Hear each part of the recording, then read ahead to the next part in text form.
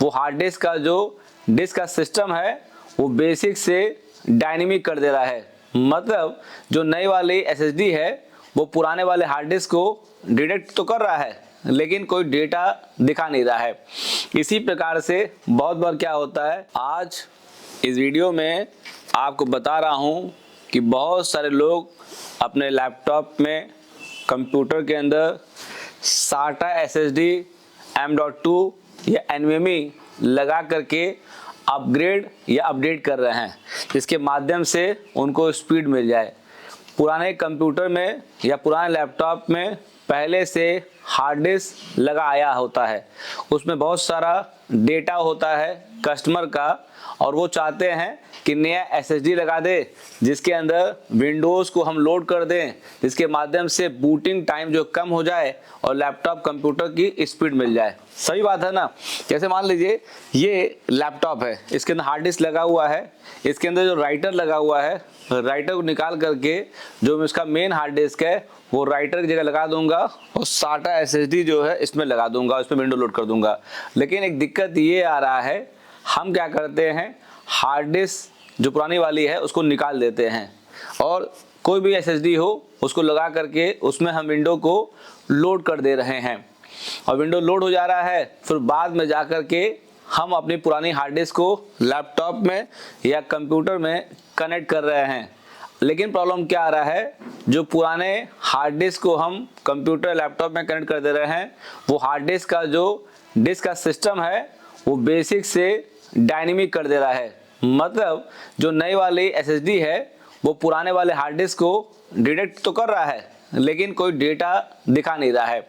इसी प्रकार से बहुत बार क्या होता है कि हम पुराने लैपटॉप से या पुराने कंप्यूटर से पुराने हार्ड डिस्क को डिस्कनेक्ट कर देते हैं, नया एसएसडी लगा करके उसमें विंडो लोड करते हैं।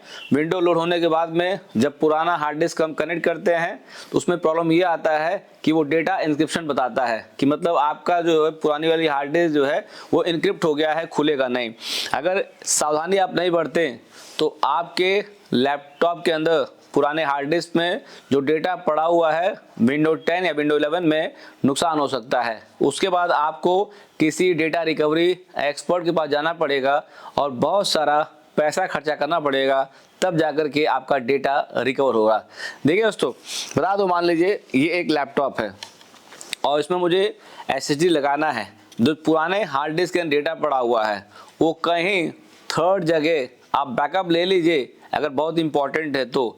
उसके बाद जाकर के आप हार्ड डिस्क को निकालिए या हार्ड डिस्क लगाइए, क्योंकि अब जितने भी नए कंप्यूटर आते हैं उसके अंदर पहले से कंपनियां जो है बिट लॉकर चालू कर दी है। मतलब ये हो गया कि जब इस लैपटॉप की हार्ड डिस्क को निकाल करके हम किसी दूसरे लैपटॉप या दूसरे कंप्यूटर में लगाएंगे तो वो करता है पासवर्ड मांगता है, वो डेटा इनक्रिप्ट कर देता है, खुलता नहीं है।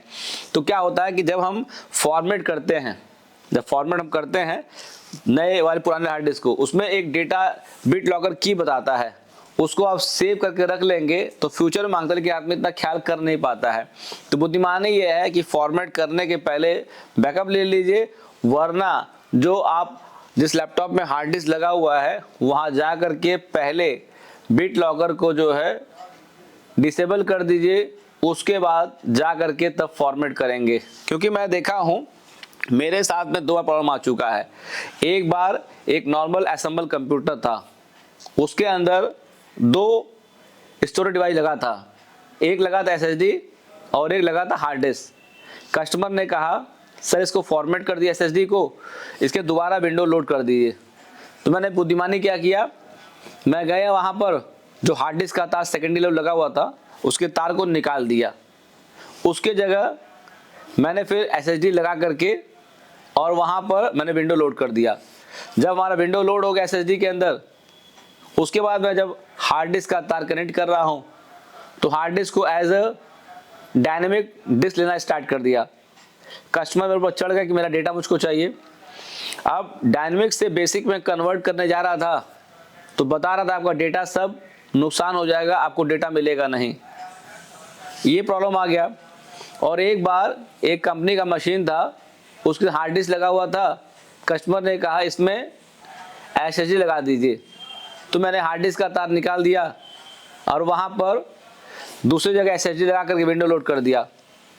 जब हार्ड डिस्क को दोबारा कनेक्ट कर रहा हूँ तो बिट लॉक कर दिया सब ड्राइव को। उस कंप्यूटर में वो हार्ड डिस्क खुल ही नहीं रहा था। उसके बाद जा करके मैं दूसरे कंप्यूटर में लगाने का प्रयास किया कि वहाँ खोलूँगा, वहाँ भी नहीं खुल पा रहा था। तो कस्टमर मेरे ऊपर टाइट हो गए। उसके बहुत जद्दोजहद करने के बाद में डेटा उनका रिकवर हो पाया। तो इसलिए कहता हूँ, चाहे पुराना कंप्यूटर हो चाहे लैपटॉप हो, तो हमेशा डेटा के बारे में आप जानकार रहिए।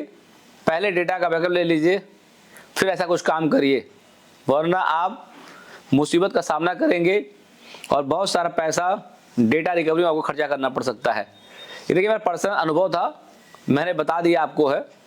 तो आप भी इस तरीके से काम करने जा रहे हैं, इसका ख्याल करिए दोस्तों। वीडियो अच्छा लगा हो प्लीज़ इसको लाइक करिए, कमेंट बॉक्स में कमेंट करिए, वीडियो को शेयर कर दीजिए। दुनिया में बहुत सारे लोग ऐसी टेक्निकल चीज़ें जानना चाहते हैं, तो हो सके वीडियो के माध्यम से उनकी थोड़ी बहुत हेल्प हो सके। चलिए आप सब लोगों को नमस्ते। वीडियो देखने बहुत धन्यवाद आप सब लोग का। नमस्ते दोस्तों।